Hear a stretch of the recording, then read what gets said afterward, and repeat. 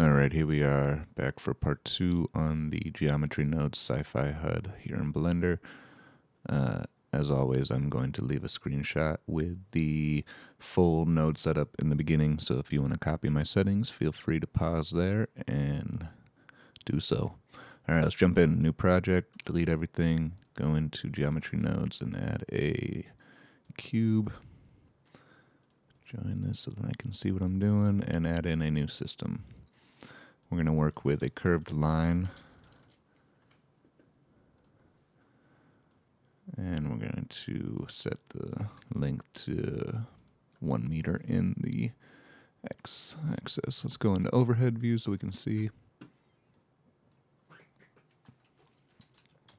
All right, let's set position, and we're going to need a few more points because right now on this line there's only 2, so let's go to resample curve. 5 points. And now to move them, let's go into endpoint selection. We're not going to move the first one, but we are going to move all the other ones. So let's go, oops, one off, there we go. Oh, wait a minute. There we go.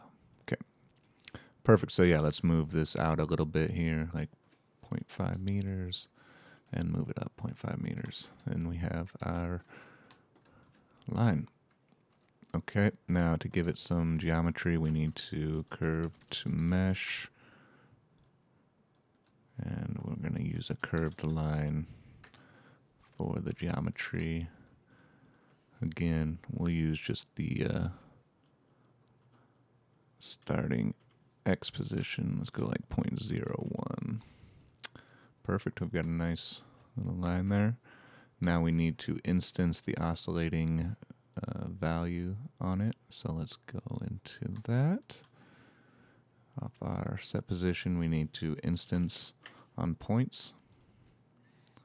And to make sure that we don't lose everything, we need to join those both back up at the end. So let's do that real quick. Join geometry and bring those instances over here. Okay, for the instance, we're going to use a string to curve. And we're going to use a value, which will give us a current value of 0 because it's set to 0. Let's fill those faces to make sure that we have a nice back face on our text there. And we also need to choose which instance or which index it's going to be instanced on. So we will go there, add in an index node, index equals, and since we didn't move the first one, we moved the next one, we'll instance it right there. Perfect. Let's bring down the size a little bit so that it fits in. We'll deal with that in a little bit here. All right, so for the value, I just bring in a math node. This will give us our starting value down here, so we can do like 1,000. Perfect. And for here, we'll use the oscillation. So I'm going to go into a sine setup. So we need another math node set to multiply. Okay. Now I'm going to copy this a few times here just to do this quickly. So we got 1, 2, 3, 4.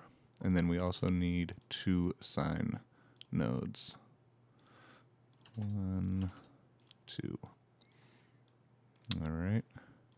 So I'm just taking 2 sine setups and multiplying them against each other so that we get a nice smooth kind of random up and down motion in the oscillation of the value here. To control it, we'll go in and do one more add here and control that with a scene time. Perfect. Let's crank this up so that it oscillates quite a bit. Let's go like 500. And now if we hit play, you'll see that it's going to oscillate up about 250, right? Yeah, so it's doing exactly 250, which is 500 there. So you have some control over how quickly it's going to do it. You can change it. This is going to control the frequency of how fast it's changing. This is going to control how high and low it's changing.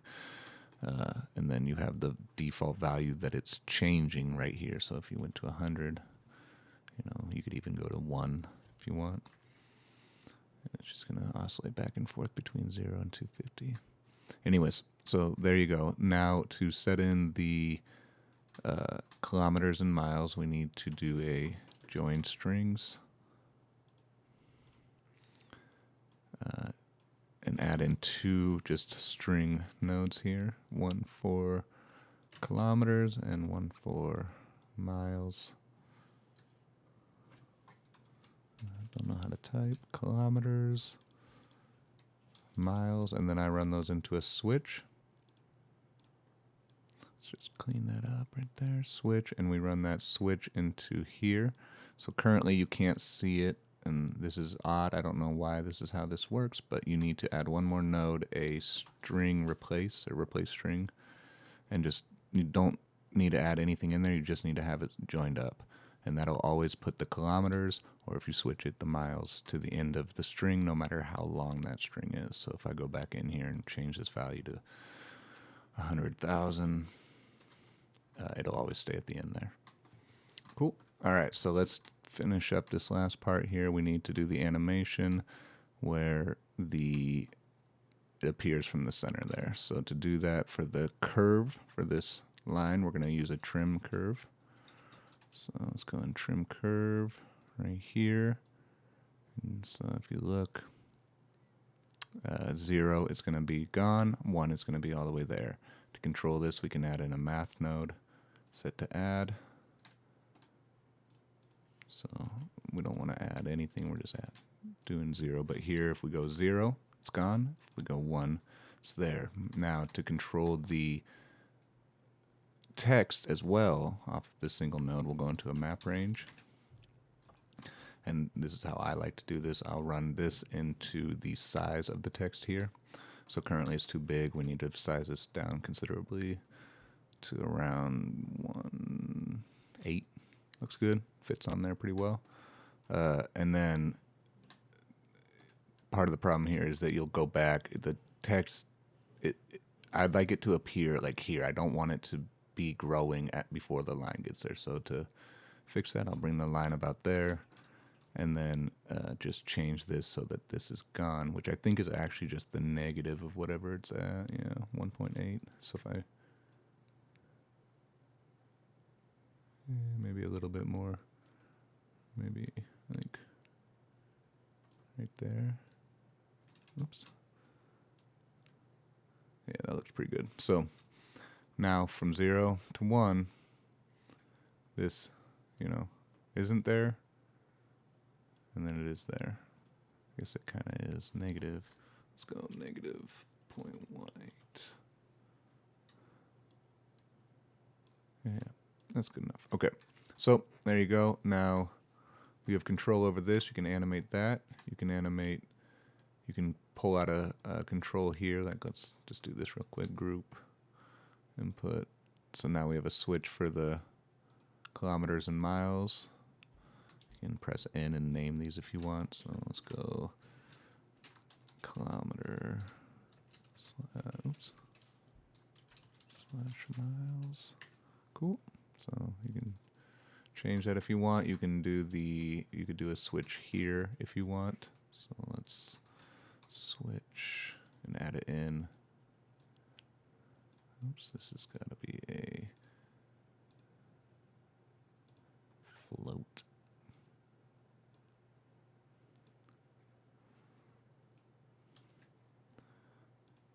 So there, you can just switch it on and off if you want it to oscillate or not. If it's off, then this is setting the number. So there you go. Now you can set it back on to oscillate and pull this out as well into your group input.